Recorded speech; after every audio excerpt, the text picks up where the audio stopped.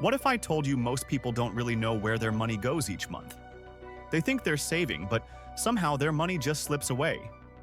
The truth is, managing money isn't about being rich, it's about being smart.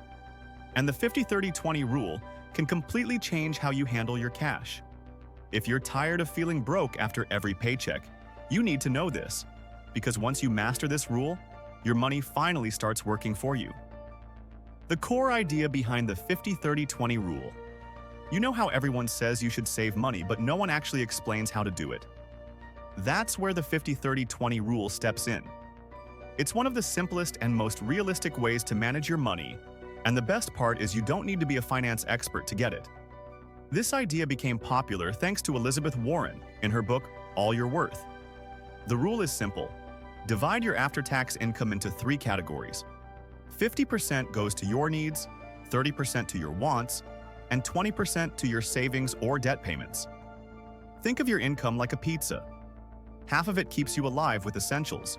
One big slice keeps you happy with fun stuff, and the last slice secures your future. So, if you earn $3,000 a month, $1,500 would cover your needs, $900 would be for your wants, and $600 would go into savings or paying off debt. It's a simple visual method that helps you understand exactly where your money goes, instead of wondering every month, where did it all disappear? Now that you get the main idea, let's break it down and start with the first part, your needs. The needs, 50% of your income. All right, let's start with the basics. The first slice of that money pizza, which takes up half your income, is for your needs.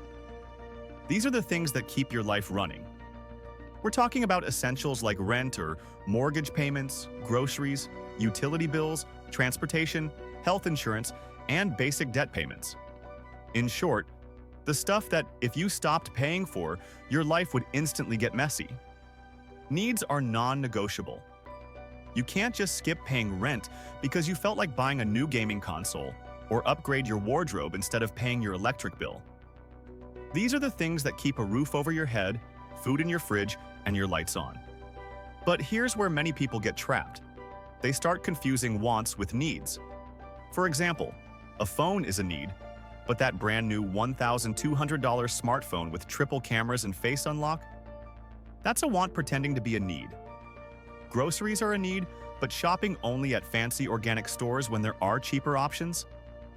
That's lifestyle inflation creeping in. The key is to be honest with yourself. Ask, do I really need this, or do I just want it because it feels nice to have? Keeping your needs within that 50% boundary helps you stay grounded and gives you more control over your finances. The wants, 30% of your income.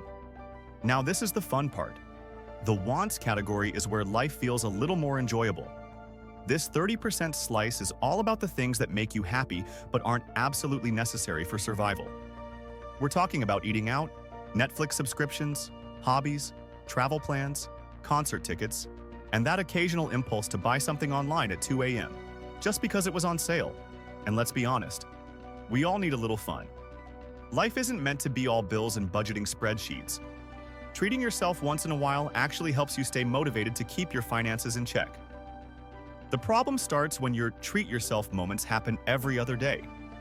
That's when the fun turns into financial stress. Here's a smart trick. Instead of cutting out all your wants, learn to manage them better.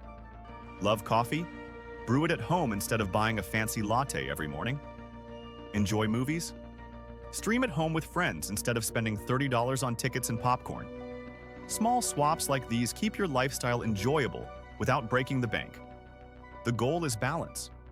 Your wants should make you feel good, not guilty. When you stay within that 30% limit, you can enjoy the things you love and still have peace of mind at the end of the month.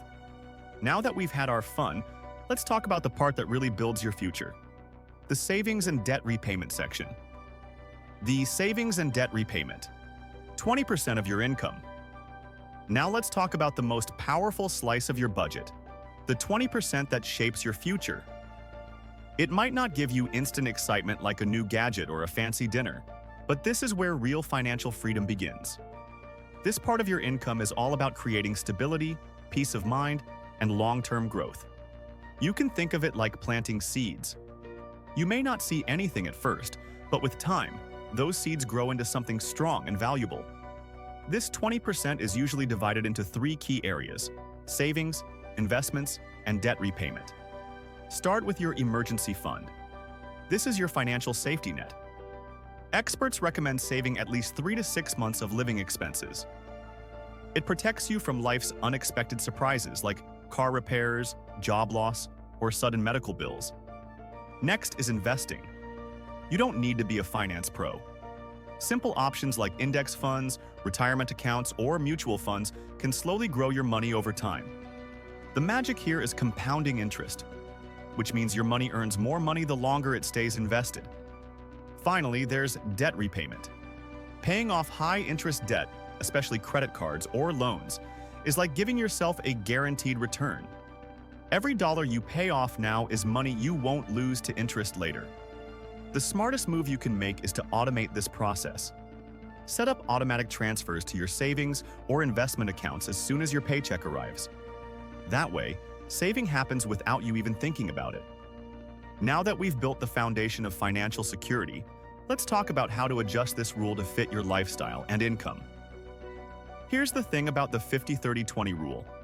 It's not a strict law written in stone. It's more like a flexible guide that helps you stay organized while still giving you room to breathe. Everyone's financial situation is different, and that's completely fine. If you live in a high-cost city like New York, London, or San Francisco, spending only 50% of your income on needs might feel impossible. Rent alone can eat up half your paycheck before you even buy groceries. In that case, you can tweak the rule.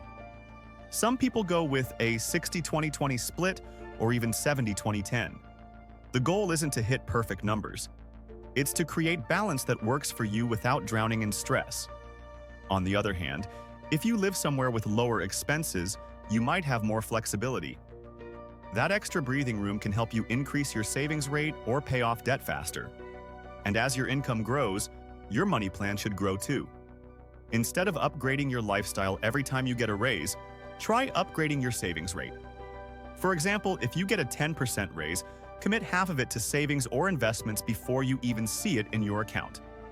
You'll barely feel the difference, but your future self will be smiling. The 50-30-20 rule is meant to evolve with you. Life changes, goals shift, and your budget should reflect that. Common mistakes people make when using the rule. Even though the 50-30-20 rule sounds simple, many people still mess it up when they try to apply it. The issue usually isn't the math. It's how we view our money and what we label as a need or a want. One of the biggest mistakes is mixing up wants and needs. Let's be real. Calling a car upgrade or the latest phone a need is just wishful thinking. A real need is something that keeps your daily life running, like food, rent, healthcare, and basic transportation. Everything else is more of a luxury, even if it feels necessary in the moment. Another mistake is ignoring irregular expenses. Things like yearly insurance payments, medical costs, or car repairs can catch you off guard if you don't plan ahead. The smart move is to put aside a small amount each month in a separate fund for those surprise bills. That way, they won't wreck your budget when they show up. Then there's the habit of not tracking where your money goes. If you're not keeping an eye on your spending, it's easy for small purchases to pile up. Try using simple apps like Mint or YNAB, or even a spreadsheet, to stay aware of your spending patterns. And lastly, watch out for lifestyle creep. This happens when your income grows, but your expenses grow right along with it. Instead of saving the extra money, you start spending more on unnecessary things. Staying disciplined here is the key to actually building wealth. At the end of the day, managing money isn't just about numbers. It's about mindset and consistency. You can know every rule in the book, but if you don't stick to them, they won't make a difference. The 50-30-20 rule works so well because it's simple, visual, and easy to follow. It helps you take control without overcomplicating things. What makes this rule powerful is that anyone can start using it right now. You don't need fancy tools or a financial advisor. All you need is a clear look at your income and the discipline to divide it wisely. Try applying this rule for just 1 month and watch how quickly you start to feel more in control of your money and less stressed about it. Remember, Financial freedom doesn't happen overnight. It's built through small, consistent choices. If this video helped you understand money management better, make sure to hit that subscribe button and turn on the notifications for more smart and simple personal finance tips. Your journey to financial peace starts today. This is Mindcraft, where ideas become action and action becomes your future.